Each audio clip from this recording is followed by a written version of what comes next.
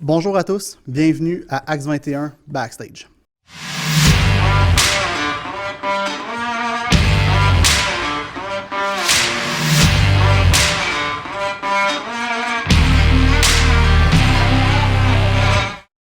Donc, je suis heureux de vous retrouver en 2021 avec cet épisode de Axe 21 Backstage où on va parler d'un sujet qui est quand même pas facile. En tout cas, moi, personnellement, je vais vous avouer que j'aurais pas aimé parler de ce sujet-là tout seul.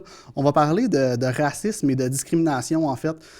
Aujourd'hui, avec moi, pour parler de ce sujet-là, j'ai John et Stéphane qui vont nous partager un peu leur vécu, puis comment est-ce qu'on peut voir ça en 2021 au Québec. C'est quoi la situation réelle en 2021 au Québec? Parce qu'on entend souvent des gens dire ouais, on n'est pas aux États-Unis non plus, c'est pas si pire que ça. Mais j'ai pas l'impression que c'est si vrai que ça, puis j'ai hâte d'entendre mes invités à ce sujet-là.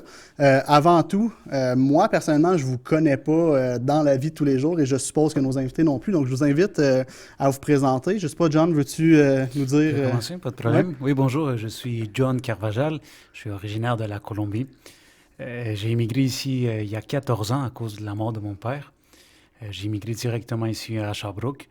Puis, écoute, depuis, j'ai vécu beaucoup de choses. Puis, ma mission depuis que j'ai accepté le Seigneur, c'est d'inspirer positivement les gens, être cette lumière, le sel. Puis, c'est ce qui me pousse à créer du contenu gratuit et payant en ligne pour aider les gens à développer leur potentiel. Une présentation plus par rapport au sujet d'aujourd'hui, c'est que ça fait à peu près 4 ans que je m'implique dans le projet Dialogue Plus. C'est un projet mené par Action interculturelle, un organisme ici à Sherbrooke. Puis c'est un projet que l'objectif, c'est de lutter contre la discrimination, lutter contre le racisme. Euh, Dans le fond, c'est des jeunes en 18 ans, 18 et 30 ans, si je me rappelle bien. C'est eux autres qui organisent des activités, toujours avec le but, comme je dis, de lutter contre la discrimination, le racisme. Puis c'est ce qui m'a mené à participer à Ma TV. C'est une chaîne communautaire à Sherbrooke, où j'ai pu être animateur et interviewer plusieurs personnes, des organismes à Sherbrooke. Puis aussi à Radio-Canada, où j'ai pu aussi faire des chroniques, où j'ai interviewé des personnes immigrantes. Puis, euh, écoutez, c'est toujours le fun, hein, toujours le fun d'écouter les gens parler juste connaître les différentes traditions, écouter différents témoignages, c'est toujours inspirant. Puis voilà, moi, on peut me définir par quelqu'un, j'aime ça, inspirer les gens, puis écouter des gens qui m'inspirent aussi. Wow, super intéressant. Ouais. Toi, Steph? Ben, moi, c'est Stéphane Assamoah. Donc, je suis originaire de la Côte d'Ivoire. J'ai immigré en 2007 au Québec. Donc, pour des raisons plus au niveau des études, hein, toujours chercher une formation un peu meilleure. Mes parents ont décidé de faire ce genre de sacrifice-là pour me permettre de venir ici avec mon frère, ma soeur. Puis, je trouve ça intéressant ce que John vient de dire par rapport au désir, tu sais, d'influencer positivement. Je pense que moi aussi, après ma conversion, quand je suis venu au Seigneur, j'ai décidé, j'avais une fibre un peu à l'intérieur de moi de toujours vouloir donner un peu plus, investir dans les générations qui viennent. J'ai toujours été un passionné puis un curieux de tout ce qui est les enjeux sociaux. Puis, je me retrouve à être étudiant à ce moment-ci en enseignement au secondaire en univers social. Donc, à travers cette plateforme-là, cette opportunité extraordinaire qui est donnée de pouvoir côtoyer des adolescents en formation, j'ai le plaisir, le privilège de pouvoir aborder certains enjeux. Oui, on parle d'histoire, on parle de géographie, mais on parle aussi de beaucoup d'enjeux dans le monde, ce qui est quand même très intéressant, captivant pour moi. Puis, comme je dis, je suis un passionné d'enjeux sociaux. Si je pars la discussion sur un enjeu social, je peux me perdre un peu là-dessus.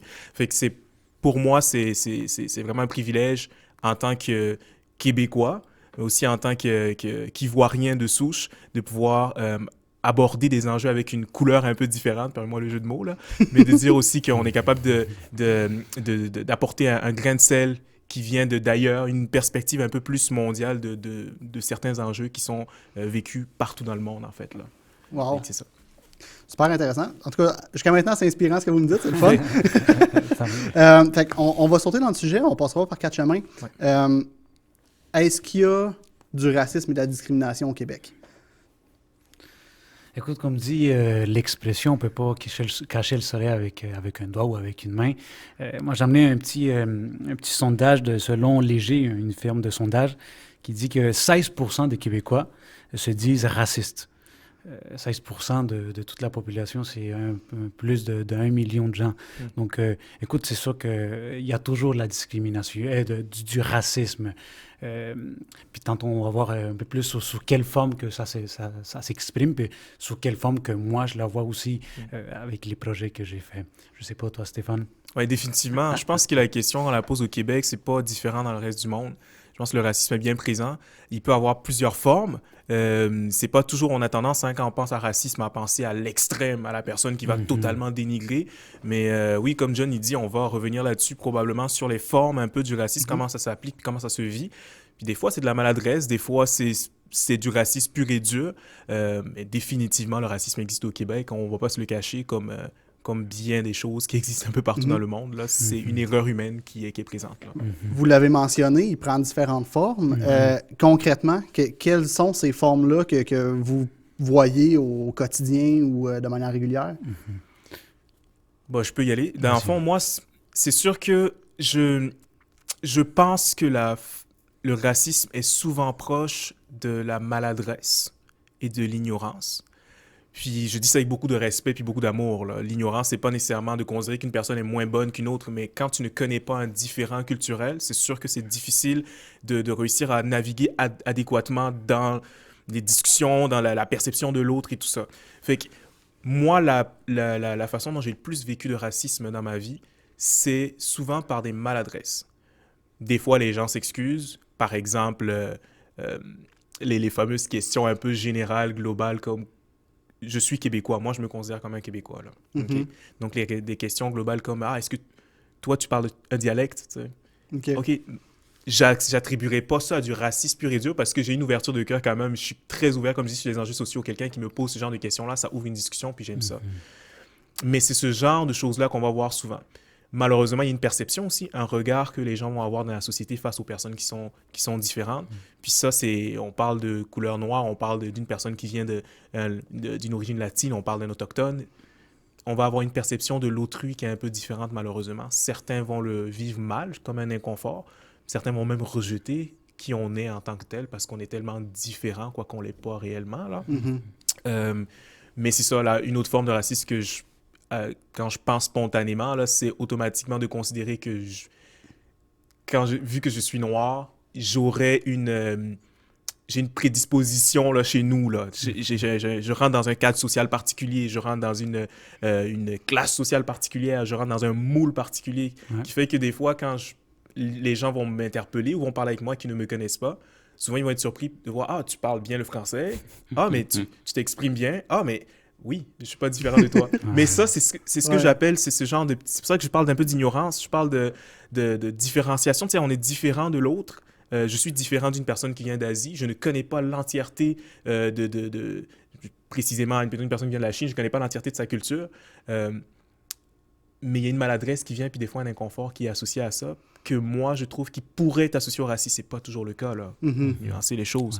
Mais qui pourrait être associé au racisme. Et malheureusement, ce sont ces formes-là qu'on va souvent observer au quotidien, qui vont devenir peut-être des irritants pour les personnes. Mais quand je t'écoute parler de ces questions-là que tu te fais te poser ou de ces maladresses-là, dans ton expérience personnelle, est-ce que tu aimerais mieux que les gens te posent des questions pour mieux comprendre ou qui refoulent ça puis qui fassent comme si tu étais un Québécois blanc de la classe moyenne? Comme, c'est pour toi, qu'est-ce qui vient le moins je sais pas, te blesser ou te déranger? Ouais. C'est les gens qui posent peut-être des questions maladroites ou les gens qui en posent pas puis qui font en semblant? Ben, c'est ça. Ça, c'est l'essence même de la question du racisme. Là. Parce qu'en réalité, on dit une culture le Québec est multiculturel, on prône la diversité et tout ça. Puis là, on arrive dans une situation où est-ce que ça signifie, comme tu dis, est-ce que ça signifie de faire comme si on ne voyait pas la différence? Parce qu'on la voit, la différence. Là. Puis je crois que c'est une des beautés, en fait, de voir la différence des autres, de l'apprendre un tout petit peu, de la connaître. Quand moi, j'ai immigré au Québec, c'est sûr, j'arrive au Québec. Je suis une personne qui est accueillie quelque part. L'une des premières choses que j'ai faites, là, du haut de mes 15 ans, c'est d'observer. D'observer, d'écouter, de poser des questions, les différences au niveau du langage. Pourquoi il me dit « bienvenue » quand je dis « merci » C'est une chose c'est aussi banal que ça, mais c'est pris pour acquis au Québec. Mais moi qui viens de l'extérieur, c'est pourquoi on dit bienvenue quand on dit merci? Pourquoi il dit allô à la place de me dire bonjour? Ce sont des choses comme ça. Et moi, je trouve que pour répondre à ta question, la curiosité qui vient avec ça, elle s'entend. Souvent, des personnes vont te poser les questions et c'est même mieux de poser les questions.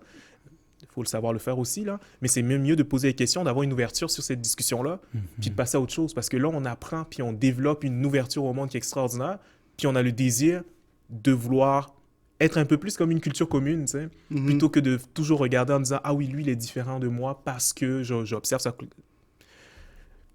Comme je dis, je suis fait en chocolat, tu sais, mais comme je peux pas le cacher ma couleur de peau. C'est correct. Je l'affirme, puis je suis fier de qui je suis.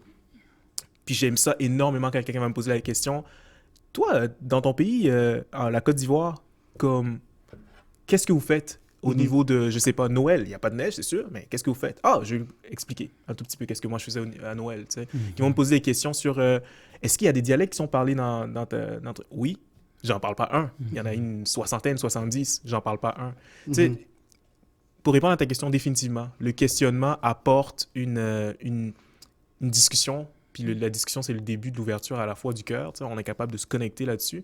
Puis c'est aussi une façon d'apprendre puis de chasser cette ignorance-là qui, malheureusement, quand elle est trop maladroite, elle peut emmener à ces discussions sur le racisme-là, bien souvent. Je pense que le nom qu'on peut donner à tout ce que tu viens de dire, c'est des préjugés. C'est souvent les gens, on est remplis de préjugés que pour de faire de ce préjugé, ben c'est souvent avec le questionnement, non? De ne pas rester avec les préjugés qu'on voit souvent, je sais pas, dans des films, dans des publicités. Voilà, moi je dis souvent, je donne un exemple un jour, on ne peut pas éviter qu'un oiseau passe par-dessus nous, mais on peut éviter qu'il fasse un nid. Ce que je veux dire avec ça, c'est que, souvent, je sais pas, on regarde des films, juste pour donner un exemple, qu'on voit dans un avion une personne barbue qui a un sac, puis qui ressemble à une bombe, qu'on pourrait... On a tendance à, je sais pas, une personne musulmane ou de là-bas qu'on pourrait... c'est tout de suite les réflexes qu'on a parce qu'on a vu des films ou de quoi qu'on va penser que c'est un terroriste. Mais, comme je dis, on ne peut pas éviter que l'oiseau passe par-dessus nous. Ça peut nous venir à la tête. C'est pas un péché, c'est pas mauvais. C'est comme un réflexe à cause de différentes raisons. Mais c'est la deuxième seconde, la troisième seconde qui importe. C'est là, est-ce que je reste avec ce préjugé? C'est là qu'on peut se poser des questions de ne pas rester avec ces préjugés-là. Mais le point que je voulais aborder, c'est qu'entre racisme et puis discrimination, c'est deux choses différentes.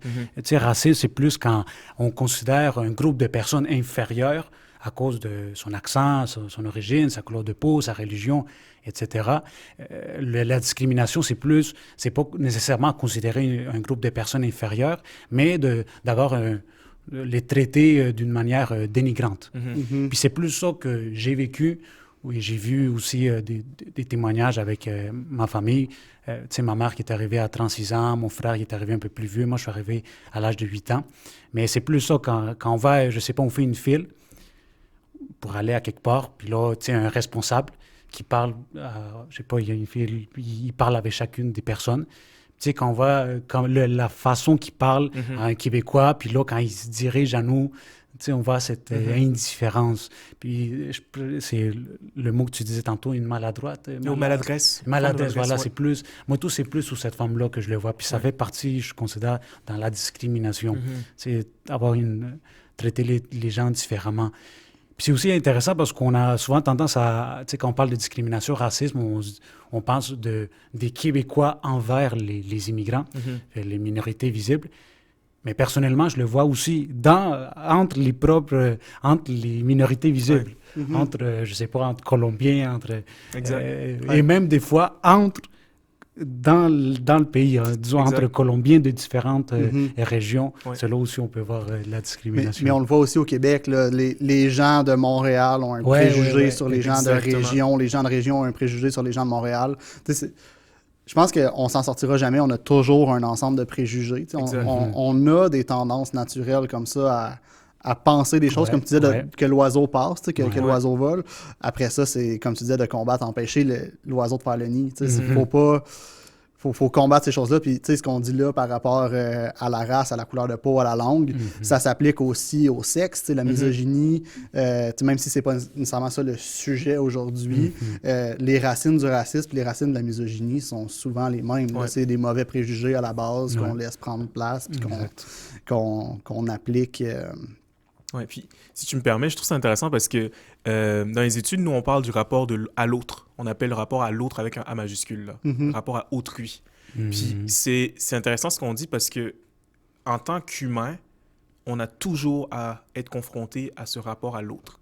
Que ce soit en histoire du Québec et du Canada, on parle beaucoup du rapport entre les Européens qui arrivent et les peuples autochtones qui sont présents. Ça va être entre, comme tu dis, Montréal et Québec, où il n'y a pas une si grande différence, mais on considère qu'ils sont un tout petit peu différents parce qu'ils s'habillent différemment, parce que peu importe les raisons, nordiques, canadiennes, Montréal, tu sais, peu importe, on a toujours un rapport à l'autre à définir. Donc, on voit la différence chez les autres, tout le temps. Mais ce qui est intéressant, ce que tu dis, John, justement, puis tu le précisais, Jeff, c'est vraiment à quel moment est-ce qu'on permet que ce rapport à l'autre devienne positif ou à quel moment qu'on laisse installer en nous une barrière comme innée de dire, mais cette personne-là est différente, fait qu'on ne sera jamais capable de ne pas voir la différence ou jamais capable de ne pas briser ce rapport négatif-là constant. Mais oui, la réalité, c'est que on a à dealer avec un rapport à l'autre tout le temps. Là. On peut pas se cacher ça. Exact. Puis avez-vous l'impression, les deux, ça fait quand même plus de 10 ans que vous êtes au Québec, avez-vous l'impression que le regard des gens vers vous a changé à travers le temps? Y a-tu un pas vers l'avant qui se fait ou vous avez l'impression que c'est toujours les mêmes patterns qui reviennent? Personnellement, c'est un peu plus difficile, je ne sais pas pour Steph, mais moi j'avais 8 ans quand je suis arrivé ici. Ça fait 14 ans. C'est sûr, c'est plus difficile à le remarquer, non? Mais personnellement, la façon dont les gens me voient ou la façon dont ils me parlent, je sais pas, personnellement, c'est un peu plus difficile de le dire, là. Mais juste de voir les différentes initiatives comme Dialogue Plus, puis de voir les projets du gouvernement, c'est sûr que ça me donne de l'espoir. Vraiment, définitivement. Puis ce que j'allais dire, en fait, c'est souvent la perception qu'on a aussi du sujet, de la réalité, ça change tout, là. Aujourd'hui, je suis tellement plus confiant en qui je suis qu'à 18 ans ou à 19 ans. Je suis confiant en qui je suis. Mes ancrages sont solides dans le Seigneur. Je sais que j'ai pas peur de déplaire ou que ma différence soit un frein. Au contraire, j'embrasse cette différence-là, puis je suis fier d'ouvrir la bouche et de parler, puis que les gens fassent « Hein, OK, faut qu'on arrête d'avoir ce préjugé-là. Fait que moi, je pense que la perception que j'ai eue durant toutes les années depuis 2007, là, que j'ai eue de ce problème-là a changé énormément. Fait qu'aujourd'hui, à la limite, quand j'entrevois qu'il y a une possibilité que quelqu'un ait ce genre de regard-là sur moi, ça ne me dérange même plus, là. Je le sais que, comme je dis, j'ai une confiance en moi. Mais définitivement, je me rappelle à 16 ans, on faisait du porte-à-porte avec mon école secondaire pour ramasser des bouteilles, des canettes et tout ça, là, pour faire le financement de secondaire 5. Je me rappelle que ça m'avait frappé parce que... Secondaire 4. Je me rappelle que ça m'avait frappé parce que on faisait du porte-à-porte. Puis j'ai cogné à une porte, j'étais tout seul. On était toujours en équipe de 3-4, là, avec un enseignant qui était dans l'environ. Je cogne à une porte, il n'y a personne qui répond. J'attends un tout petit peu, il faut être poli. Je recogne une deuxième fois.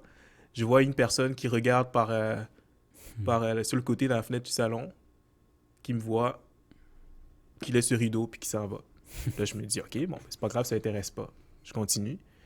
2 secondes après, je vois un de mes amis en arrière qui cogne, un Québécois de souche blanc. Puis, oui, salut, qui ouvre la porte, super gentil. Ouais. Puis, je me suis dit, cette personne-là a définitivement vécu un préjugé de se dire, oh non, qu'est-ce qu'il me veut? J'ai un inconfort par rapport à la situation. Je ne tiens pas rigueur de ça, là. Mais aujourd'hui, quand je pense à je me rappelle, j'avais été comme très choqué, là. Comme du haut de mes 15-16 ans, là, je me rappelle tout le long de mon retour en autobus, là, j'y pensais. Puis je me disais... J'aurais été choqué moi aussi. Exact. C'est pas beau, là. C'est pas beau. Mais aujourd'hui, je repense à ça, puis je ris. Parce que je me dis, la personne, elle était juste pas à l'aise. Elle était juste pas confiante. C'est triste, là, mais elle était juste pas confiante, elle était juste pas à l'aise. j'ai deux choix, là. Soit je me laisse affecter par ça, soit je regarde ça de façon positive. Puis définitivement, le fait de regarder ça de façon plus positive, ça permet de voir aussi qu'il y a des efforts qui sont faits réellement, puis qu'il y a des choses qui font qu'aujourd'hui, on n'est plus à l'endroit où on était en 2007, là, tu sais. Fait que, OK. Intéressant quand même. Puis, tu as ouvert la porte quand tu l'as dit. Tu as dit, je suis plus confiant en moi, puis je suis ancré plus solidement en Dieu aussi.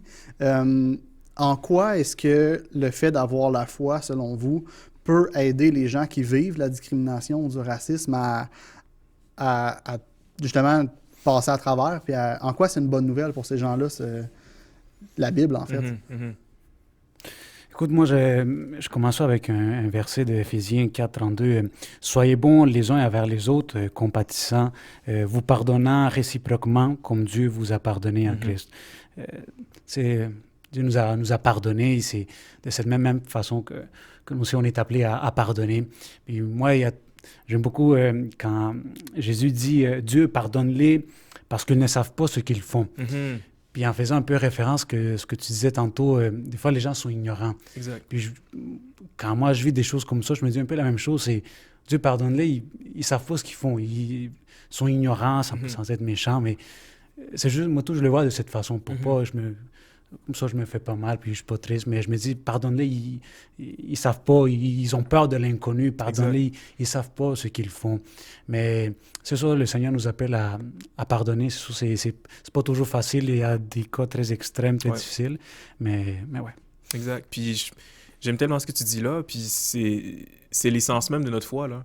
L'essence même de notre foi, c'est qu'on a été pardonné de qui on est, de ce qu'on fait au quotidien, peu importe d'où on vient, peu importe ce qu'on a fait. Fait que si on a cette attitude de pardon-là envers l'autre aussi, déjà en partant, on règle une grosse partie du problème.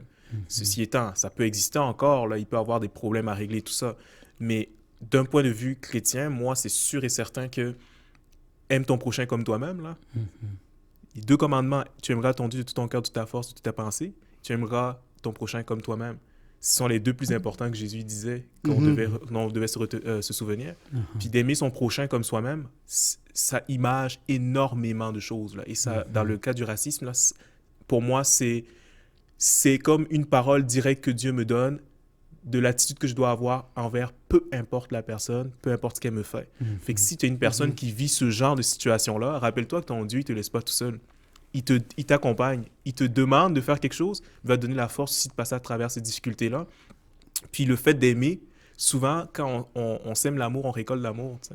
Fait que si tu aimes, généralement, l'amour va venir aussi en retour, éventuellement, d'une personne. Fait que, définitivement, là, l'attitude du pardon, je suis tellement d'accord avec toi, là, ça change toute la perception du problème, mais aussi le fait de savoir que nous, on a été pardonnés, on est aimé malgré qui on est. Fait qu'on a aussi en retour été demandé d'aimer les autres malgré qui ils sont, et peu importe qui ils sont, en fait, là. Exact. Mais ça doit pas être facile quand on vit, je sais pas, si dans votre environnement proche, il y a quelqu'un qui est raciste, je sais pas, un collègue de travail, quelque chose comme ça, de vivre au quotidien avec une personne qui a ce genre d'attitude-là, puis de l'aimer. Parce que c'est pas... Moi, quand j'ai un conflit avec quelqu'un, je suis capable de savoir pourquoi il y a un conflit, il y a quelque chose qui s'est passé, mais si quelqu'un était raciste envers moi, moi, je le vis pas, mais ça serait comme ma personne. C'est que la personne aime pas ce que tu es. Comment on peut être capable de pardonner ça? C'est une bonne question. Puis je pense que ça va au-delà de la capacité humaine, là. D'où l'importance de notre foi, puis d'où l'importance du fait de se rappeler qu'est-ce que Jésus a fait pour nous. Parce qu'en réalité, comme tu dis, ne pas te faire aimer parce qu'on t'aime pas, là, c'est ça. Jésus, il a vécu la même chose, là. Jésus, il est arrivé, il se faisait haïr pour qui il était. Puis en tant que tel, il nous a montré aussi, il nous a laissé un exemple, là, de comment on devrait agir en conséquence, t'sais. On devrait aimer. Comme relance pas la pierre, tu sais. Aime en retour. Puis j'ai pas vécu de situation personnellement là où j'ai côtoyé une personne assez longtemps qui avait qu'on pouvait dire qui était raciste, mais honnêtement, je crois que même sans avoir vécu cette situation-là, pour un croyant et pour n'importe qui, la solution va souvent résider dans l'amour que tu vas donner envers l'autre, tu sais, puis la façon dont tu vas devoir pardonner, même si c'est surhumain des fois, tu sais. C'est pas nécessairement c'est juste de persévérer, juste le fait qu'une personne qui nous écoute vit cette situation, juste le fait de le savoir et juste de se forcer, de prier, d'avoir une relation intime avec le Seigneur. Juste de faire quelques efforts, c'est déjà de persévérer dans l'amour qu'il a avec cette personne-là. Des fois, c'est pas facile de toujours lui faire un sourire à cette personne. Il y a des jours bons, il y a des jours c'est plus difficile. Mais juste de faire cet effort, je pense que c'est déjà un bon pas. Définitivement. Ça, j'avais pas prévu cette question-là, honnêtement, mais c'est une question qui m'a toujours un peu chicoté. Je sais pas si vous allez pouvoir me répondre, peut-être que vous serez pas capable, là. Mais je regarde le portrait politique, exemple américain, OK? Les gens qui sont à droite sont souvent ceux qui sont associés comme étant la droite religieuse, mais sont aussi associés comme étant la frange raciste de la population. Comment c'est possible? Comment on peut en arriver à ça? D'où ça vient, cette espèce de... Parce que pour moi, c'est ce que vous venez d'expliquer sur « aime ton prochain », sur le pardon, c'est quelque chose que j'ai compris, que je mets en application, puis que pour moi, quelqu'un qui comprend ça peut pas être raciste. J'ai de la misère à faire le lien entre les deux. Avez-vous une idée de pourquoi ça se passe comme ça? C'est très intéressant. Il y a un article en 2019 qui est sorti justement là-dessus sur Radio-Canada qui faisait le lien en fait entre Trump qui met de l'avant une foi chrétienne, puis qui est si proche dans ses propos puis dans ses choses de racisme. Puis il posait la question, est-ce que christianisme rime avec racisme? Moi, ça m'a chicoté de lire ça parce que je me disais, en effet, on peut se poser la question quand on regarde des sociétés comme particulièrement les États-Unis où la droite est souvent une droite très extrême. Donc moi, personnellement, je pense que c'est parce que être chrétien, c'est être dans non pas un extrême, mais c'est d'être dans une position où on croit en quelque chose et qu'on ne déroge pas de notre croyance. Fait que quand il y a des personnes qui ne comprennent pas de la bonne façon certaines choses, quand il y a des personnes qui sont dans l'erreur par rapport à certaines choses, une interprétation de la Bible, c'est ce en quoi tu crois, que c'est ferme, c'est solide. Fait que c'est sûr et certain qu'à ce moment-là, tu vas aller très loin dans cette croyance-là. Tu ne décroches pas. Moi, pour moi, Jésus-Christ est mort et ressuscité, c'est mon sauveur. Je ne décroche pas de ça. Pour moi, c'est un tiroir essentiel, fermé à clé, that's it, le dossier est réglé. Il y en a qui vont rentrer dans ce même tiroir-là, certaines croyances, qui mal interprétées ou qui n'ont aucun rapport dans ces tiroirs-là. Puis malheureusement, on le voit aux États-Unis, puis les États-Unis, c'est un cas très particulier, là, mais on le voit aux États-Unis où que la religion est des fois utilisée pour des justificatifs ou des raisons qui sont totalement... c'est dégueulasse, là. Mais oui, moi, je pense qu'il y a vraiment... C'est parce l'humain rentre malheureusement dans tout ce qui est foi puis croyance en Jésus, des choses qui ne devraient pas être là. Puis ça donne ce que ça donne. T'sais. Puis, tu sais, on s'entend quand même, ça reste des stéréotypes. Là. Ouais. Tu sais, oui, la droite américaine est fortement religieuse et aussi celle qui est associée au racisme, mais c'est pas toutes les gens. Définitivement. Je veux juste mettre ça au clair là, pour pas qu'on fasse la même erreur de stéréotyper ces gens-là. Là. Je suis d'accord avec toi. Écoute, c'est une excellente question. Hein, puis si on n'a pas la meilleure réponse, puis s'il y a des gens qui nous écoutent qui voudraient, ben, je suis sûr qu'il y a plusieurs articles là, sur Internet. Mais juste rapidement comme ça, quand tu me poses la question, c'est aussi de voir le contexte dans lequel ces personnes ont grandi. Je sais pas, c'est très différent le contexte, dans mon cas ici à Sherbrooke, où ce que j'ai étudié, dans un contexte des États-Unis, je sais pas... juste le contexte social, politique, tout le contexte qui fait en sorte que exactement la perspective qu'ils vont avoir de certains passages de la Bible peuvent être des fois malheureusement erronés. Mais ouais, c'est juste concernant ça, juste le contexte dans lequel ces personnes vivent, qui peut... C'est inévitable. Quand on va être bien honnête, là, c'est inévitable, la culture, le contexte dans lequel on grandit, c'est très différent et des fois, ça peut nuire sur notre perspective de certains passages bibliques. Puis si je me permets de relancer un peu, étant sur le sujet des États-Unis, oui, tu l'as dit d'entrée de jeu, là, on parle de racisme souvent aux États-Unis qui est différent du racisme dans le monde. Moi, je pense qu'il y a une réalité aux États-Unis qu'on ne vit pas comme ailleurs. Là. Les États-Unis ont une histoire qui est basée sur une ségrégation, puis c'est assez fort. est-ce que l'esclavagisme puis tout ça a existé dans d'autres cultures, dans d'autres pays? Absolument. Mais les États-Unis ont tellement tenu fort sur ce sujet-là, sur ce point, qu'on parle encore qu'on était dans les années 1960. Ça fait pas longtemps, là. Puis qu'on avait encore ces débats-là, et même après ça, 70-80, qu'on avait encore des résidus. Et que souvent, on a tendance à penser que l'histoire est tellement loin en arrière que ça ne peut pas affecter le présent, mais l'histoire des États-Unis est proche et elle est en train de refaire surface. Alors que nous, le racisme qu'on vit au Québec, je me permets de dire, du racisme, c'est du racisme, là, on va se le dire, mais que je me permets de dire qu'on n'a pas cet historique-là, ça fait qu'on a cet avantage-là, et moi, je permets de féliciter le Québec par rapport à ça, c'est qu'on a cet avantage-là qu'on ne rentre pas dans des mœurs puis dans des blessures aussi profondes qu'on va voir aux États-Unis. Mais en même temps, je ne peux pas citer exactement c'était qui, mais j'entendais un historien à la radio en fin de semaine, à Radio-Canada, qui parlait du fait qu'on a un peu effacé aussi cet aspect-là de l'histoire au Québec. Il y en a eu de l'esclavagisme au Québec. Il y en a eu de la ségrégation au Québec. C'est juste qu'on l'a effacé de l'histoire. Est-ce que c'est une bonne chose qu'on l'a effacé? Je pense pas. D'effacer des choses de l'histoire, je considère que c'est jamais une bonne idée. Je pense que c'est important de savoir d'où on vient. Mais en même temps, ça fait qu'on n'a pas, à l'opposé des États-Unis, on n'a pas basé notre civilisation quasiment sur ce concept-là. Fait que je comprends, mais il y en a eu. Puis ça, il faut être conscient de ça. Faut pas se fermer les œillères pour faire que comme il y a une frontière canado-américaine, puis c'est juste en bas que ça s'est passé. Exact. Puis il y a une réalité américaine aussi que il y a 50 États, il y a des cultures différentes. Ce qui se passe au Midwest puis ce qui se passe à New York, c'est deux réalités complètement différentes. Fait que c'est normal que quand tu prends des gens de ces deux régions-là, que tu les mets ensemble à débattre, ça va se frapper. C'est normal aussi. Mais on a expliqué un peu, selon nous, en fait, pourquoi est-ce qu'il y a ce lien-là entre religion et racisme parfois. Est-ce que c'est un lien que on dit qu'il est assez clair aux États-Unis, qui est flagrant juste statistiquement. Est-ce que ça se répercute aussi au Québec? Est-ce qu'il y a à l'intérieur des églises de la discrimination, du racisme? En avez-vous vécu, vous, personnellement, dans l'Église? Jamais. Moi, personnellement, j'en ai jamais vécu. Je sais que j'ai déjà côtoyé des personnes qui, encore une fois, peut-être un peu de maladresse. J'ai jamais vécu de racisme dans une église au Québec. Je me suis toujours senti accueilli, comme peu importe les églises que j'ai visitées, là. Je me suis toujours senti accueilli. Je me suis toujours senti la bienvenue. J'allais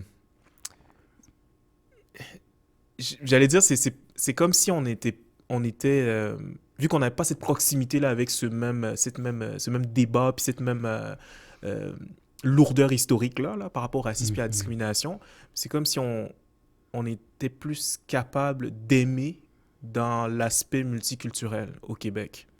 Mais personnellement, je ne sais pas pour toi, John, là, moi, je n'ai pas vécu le racisme. Écoutez, moi, personnellement, je n'en ai pas vécu. Mais j'ai des membres à l'Église qui, des fois, disent que oui, ils en ont vécu. Puis des fois, je ne dis pas que c'est tout le temps, mais des fois, c'est aussi tu sais, quand tu dis la maladresse, plusieurs fois, ça peut se mal interpréter. Parce que j'entends des fois, il y en a qui pensent que « Ah, lui, il est raciste, il m'a discriminé. » Mais tu sais, des fois, c'est juste comme des idées qu'on se fait. Il y a des gens qui dans mon entourage, qui pensent vraiment qu'il y a beaucoup de racisme au Québec. Puis ça, des fois, ils projettent ça sur les gens. Je sais pas, la personne je sais pas, est pas gentille, est pas polie. Puis elle pense que c'est justement parce que je suis, je sais pas, parce que je viens de je suis originaire de tel pays. Mais des fois, c'est tout simplement parce que la personne est de male humeur. Alors, des fois, c'est mal interprété. Hein? Mais c'est là que vient la curiosité, non? De pas rester avec ses idées dans la tête. Puis parler avec la personne pour voir si c'est réellement ce qu'on pense. Dans mon cas, j'ai pas vécu de discrimination dans une église. Non, quand même, je suis heureux d'entendre ça. C'est signe que c'est pas un problème profond dans les églises du Québec, mais comme tu dis, c'est certain je suis certain qu'il y a des gens qui nous écoutent qui en ont vécu là, du racisme dans l'église. Puis comment est-ce que la communauté puis l'église peut aider à combattre le racisme, que ce soit dans l'église ou en dehors de l'église? C'est quoi les outils ou les moyens qui sont efficaces qu'on peut mettre en place pour lutter dans le bon sens, en fait? Je vais dire, déjà en partant, tu parles d'église et de communauté. Fait que là, on a un gros élément de réponse. L'église active dans la communauté, ça fait toute une différence. Tu sais, je crois que les opportunités d'aider puis d'aimer, il y en a. Les opportunités d'aider et d'aimer des personnes immigrantes qui viennent d'arriver, il y en a énormément. Fait que moi, je crois que une église qui s'implique justement dans ces communautés-là, qui viennent d'arriver, des nouveaux arrivants, des personnes qui ont peut-être moins de repères aussi par rapport à la société, de les aider. On parle souvent d'aider comme on pense financièrement ou ces choses-là, mais souvent, ça va être un cercle de personnes à qui parler, des aides directionnelles, tu sais, de dire, ah, ben, pour avoir une passe d'autobus, c'est là, il faut que tu ailles. Tu sais, ce genre de choses-là qui sont très primordiales, prises pour acquis pour nous parce qu'on vit au quotidien ici, puis on a toutes ces choses-là. Mais je crois que en posant ta question, il y a un gros élément de réponse là. En aidant des communautés qui viennent de l'extérieur, en aidant des communautés qui ne sont pas, on va dire, québécoises de souche, des gens en partant, on aime ces gens-là. On va aller les aimer par nos actions. Puis je pense qu'on a déjà un pas en avant avec ça. Bien sûr, l'amour qu'on va démontrer dans l'Église, l'accueil, l'hospitalité, c'est une chose, mais de sortir de l'Église puis d'aller rejoindre ces communautés-là puis de les aimer dans leur réalité, ça, je pense, ça fait toute une différence, là. Moi aussi, c'est ma partie préférée. Écoutez, il y a beaucoup de façons, beaucoup de façons. Moi, mon leitmotiv personnel biblique, c'est, tu sais, nous sommes le sel, nous sommes la lumière. Puis, pour donner des exemples, le 5. Moi, quand je suis arrivé ici à Sherbrooke, il y a un bénévole, il s'appelle Louis. S'il nous écoute, ça serait génial, j'aimerais le revoir. C'est un bénévole, écoute, il n'est pas payé. Puis quand on est arrivé, il nous a aidés, il nous a amenés au Super C, au Walmart, il nous a montré comment ça marche, le système d'autobus. Tu sais, il nous a guidés, on ne parlait pas français, mais lui, il s'arrangeait pour réussir à communiquer avec nous. Il ne parlait pas espagnol. Fait que s'il y a des personnes qui veulent être bénévoles, vous n'avez pas besoin de parler la langue nécessairement. Il y a des personnes aussi, j'ai vu récemment, si vous cherchez bénévole.ca, je pense, le centre qui cherche aussi des personnes, je ne sais pas actuellement, mais des personnes pour guider les immigrants, les personnes qui viennent d'arriver, pour comprendre le système de l'autobus, la STS, comment tout ça que ça marche. Un autre exemple, c'est Dialogue Plus. Le projet dans lequel je m'implique de Action interculturelle, vous pouvez chercher sur Internet. C'est un projet merveilleux pour les personnes entre 18 et 30 ans. Il y a plusieurs activités. C'est juste tout simplement d'avoir la créativité, d'avoir l'initiative, d'avoir des projets. Moi, récemment, je pensais à ça, puis ça peut être, écoute, si quelqu'un l'entend puis veut l'appliquer, c'est faisable. C'est des T-shirts. Des T-shirts avec des messages ou, concernant certains préjugés qu'on a. Oui, je sais pas, je suis colombien, puis je suis pas Pablo Escobar, ou on a tout le temps ce préjugé-là. Juste, tout simplement, mais avec les chandails, les gens le voient. Je voyais récemment un site Internet, vous écrivez préjugés.com, puis là, ça mène toute une liste de différents pays, les préjugés qu'on a sur eux, puis ils nous donnent des faits réels c'est pour défaire un peu les préjugés qu'on a. Mais non, il y a beaucoup de... Écoute, là, j'ai quand même petit blanc, mais il y a beaucoup de façons d'aider la communauté. Puis le plus important, c'est s'il y a des gens qui nous écoutent, c'est pas avoir peur de l'inconnu. Moi, je vous invite à avoir des conversations, à avoir n'importe qui, juste être curieux. Tu sais, quand là, on jase, puis, OK,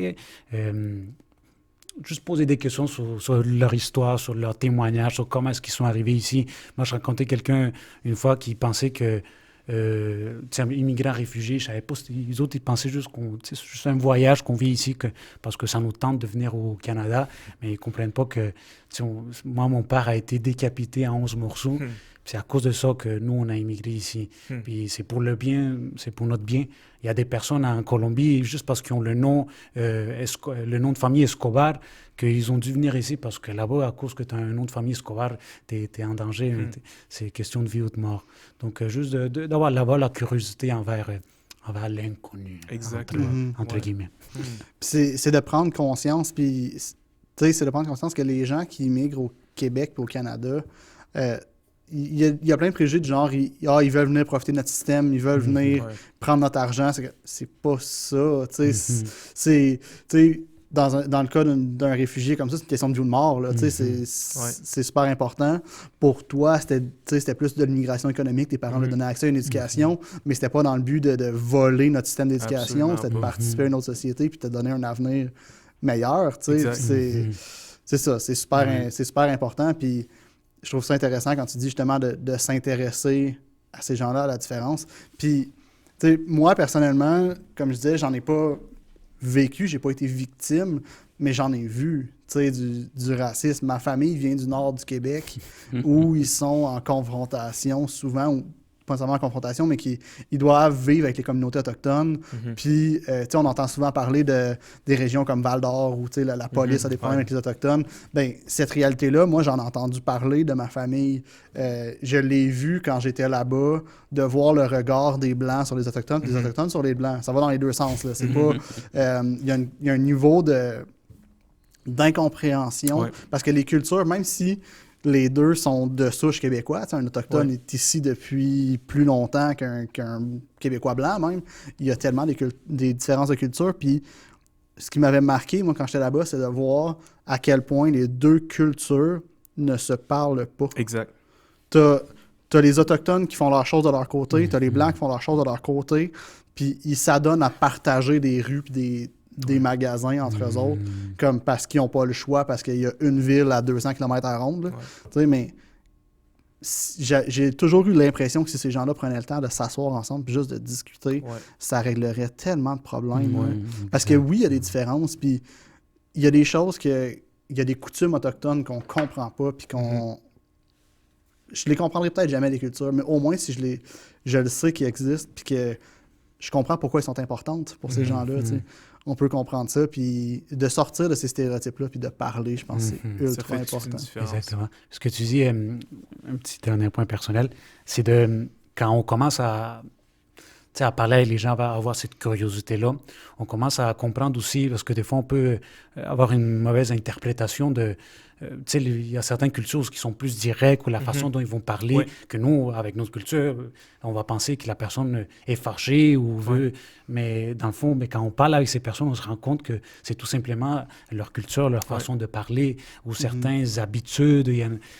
Voilà, des fois, on peut mal interpréter. Mais c'est quand on a la curiosité, quand on parle avec ces personnes, que là, on peut se rendre compte que c'est tout simplement... c'est pas mal intentionné. Puis, je me permets de renchérir. Je suis allé à 3 reprises. Je me rappelle jamais si c'est 3 ou 4, mais au moins 3 reprises dans des communautés autochtones pour des périodes de 2-3 semaines pour faire des travaux communautaires. Puis j'ai tellement la première fois que je suis rentré, c'est à Schefferville, la première fois que je suis rentré dans ces communautés-là, à Schefferville et auprès des Naskapi à Kawachikamak, j'ai été... Honnêtement, c'est drôle à dire, hein, le premier sentiment que j'ai eu, c'est, je me suis dit, j'ai l'impression d'être retourné en Côte d'Ivoire. C'est le premier sentiment que j'ai eu, tellement qu'il y a un clash au niveau culturel, la façon dont les gens vivent, tout est différent, mais on est encore au Québec.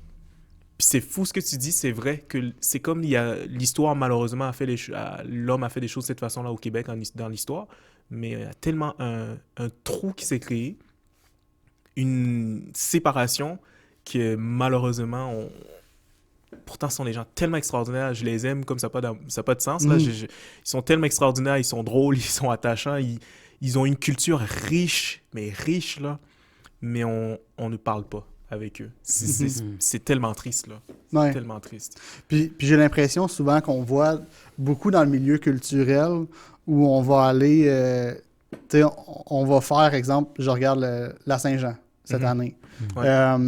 Bon, on met des Autochtones sur le stage à Saint-Jean pour qu'ils fassent... Il y avait Elissapi qui était là, qui est une artiste que je trouve super intéressante, Elissapi, qui vient qui vient réciter des poèmes puis des chants en langue autochtone à Saint-Jean.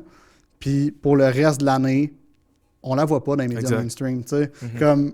On dirait comme, OK, on l'a mis là, on a reconnu qu'elle existait, puis c'est beau, mais c'est pas ça un dialogue. Non, c'est pas ça, c'est de s'asseoir avec, puis de prendre le temps d'écouter, puis de... Dialogue. Dialogue. Puis on a des beaux exemples de ça. Hein. En Nouvelle-Zélande, c'est un des exemples par excellence, là, du lien entre la population alloctone puis autochtone. Là. C'est comme rendu je veux dire, je dis pas que c'est parfait, mais la symbiose qu'ils ont dans le système, dans tout, ça fait que les différences sont en train de disparaître avec le temps, tu sais. Chose qu'on gagnera à faire ici. Oui, clairement. Puis, justement, on parlait du manque de dialogue entre les Blancs et les Autochtones au Québec, mais il y a un phénomène qu'on voit souvent, puis personnellement, je comprends pourquoi le phénomène existe, mais moi, je trouve ça un peu triste. C'est quand les immigrants arrivent, l'espèce de phénomène de ghetto, où les immigrants vont se retrouver ensemble, puis c'est normal les gens qui se ressemblent ont tendance à vouloir être ensemble. Ouais. Tu arrives dans un nouveau pays, j'essaie juste de m'imaginer arriver dans un nouveau pays, puis c'est sûr que si je croise un Québécois, ben je vais aller vers lui tout de suite parce que hey, c'est un référent que je connais. Mais en même temps, je trouve ça un peu triste de voir ce phénomène-là. Y a-tu quelque chose que moi je peux faire en tant que Québécois blanc pour, je sais pas moi, empêcher peut-être ce phénomène-là ou pour éviter que ça se retrouve que les ghettos se fassent? Y a-tu moyen de... Et invite un collègue immigrant à souper. Comme... C'est niaiseux, c'est un petit pas, là. Mais inviter un collègue immigrant à souper parce que la réalité, ce que tu dis, c'est tellement intéressant. J'ai de la famille encore qui est immigrée au Québec il y a 2 ans maintenant. Puis la chose que j'ai trouvée la plus extraordinaire qu'ils ont fait, c'est d'éviter d'aller côtoyer une communauté uniquement ivoirienne au Québec. Ils ont décidé qu'ils rentraient dans le système, les enfants vont à l'école, on va faire les choses de sorte à ce qu'on côtoie les Québécois.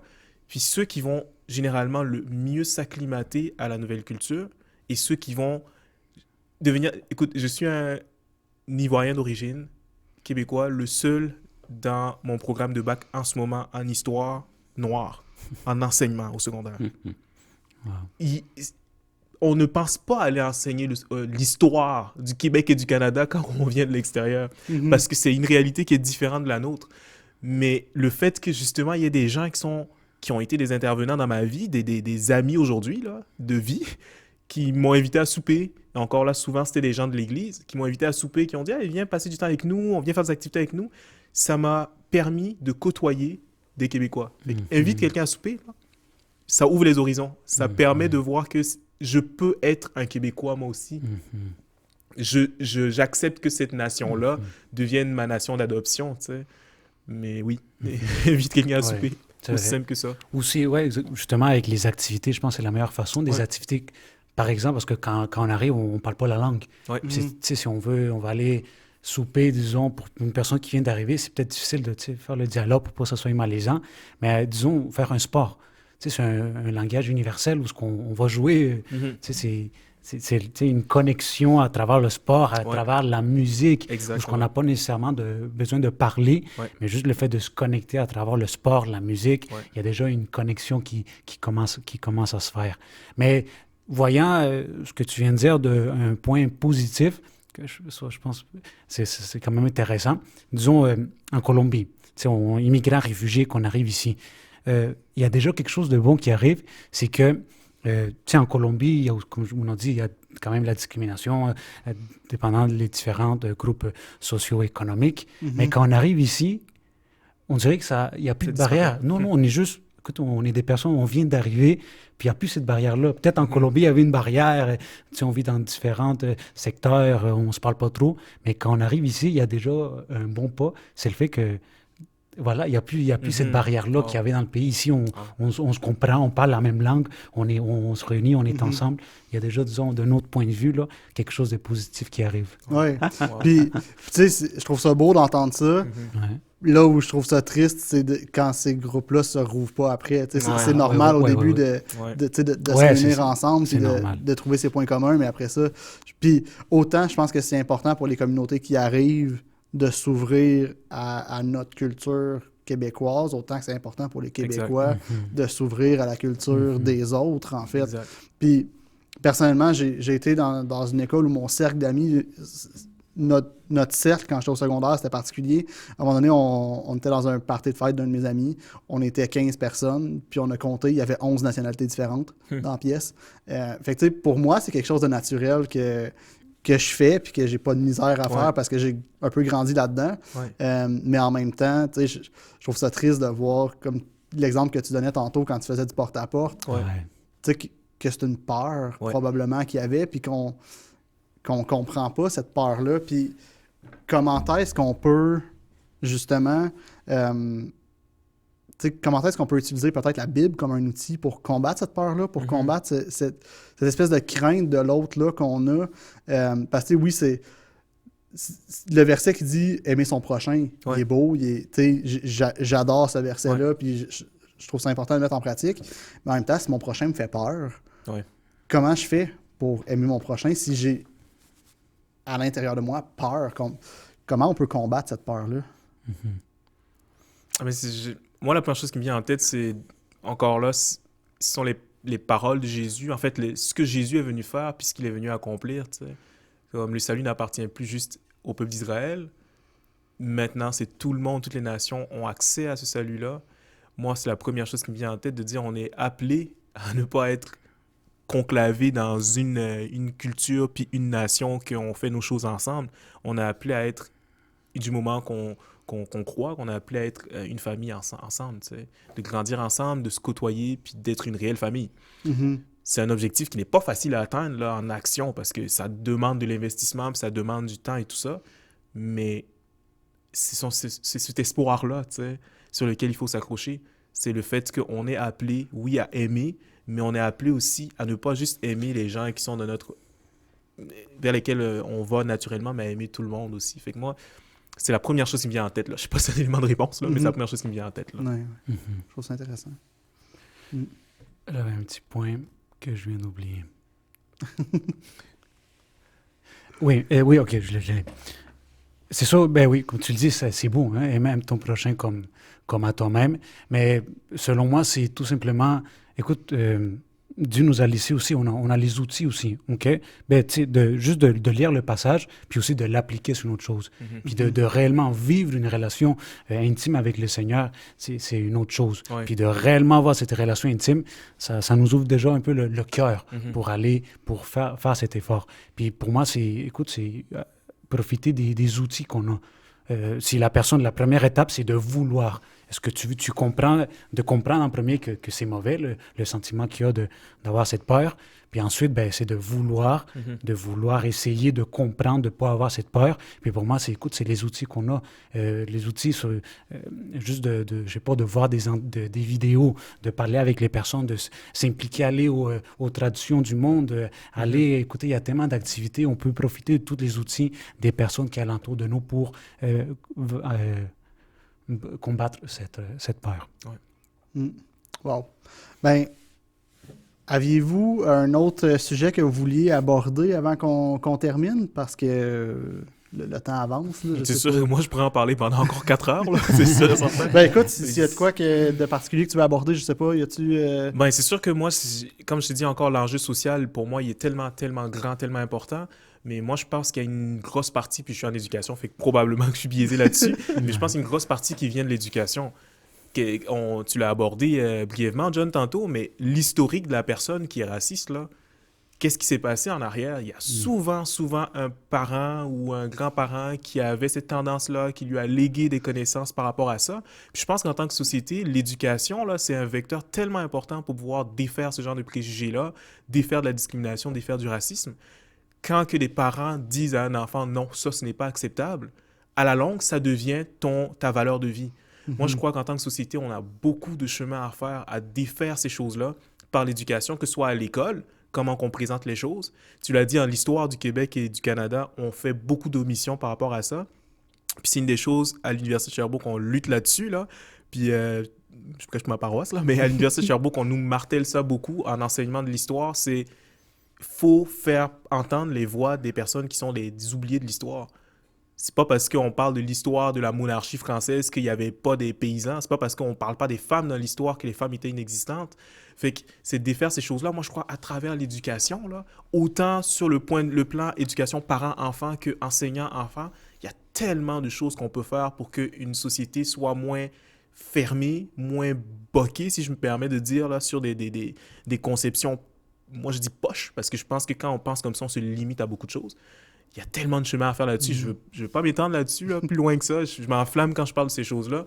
Mais je sais à quel point que quand je suis en classe puis que des élèves, j'ai eu l'opportunité d'enseigner dans un de mes cours en fin d'année, là, la session passée, en stage, d'aborder le terme, le N-word, parce que ça a donné que je tombais là-dessus puis que j'enseignais sur la Mésopotamie. Et il y avait un texte d'un père scribe qui écrivait à son fils pour l'encourager à devenir scribe, dans lequel il y avait le mot N-word. C'était même pas l'essence là, du texte. Mais on est arrivé sur ce sujet-là.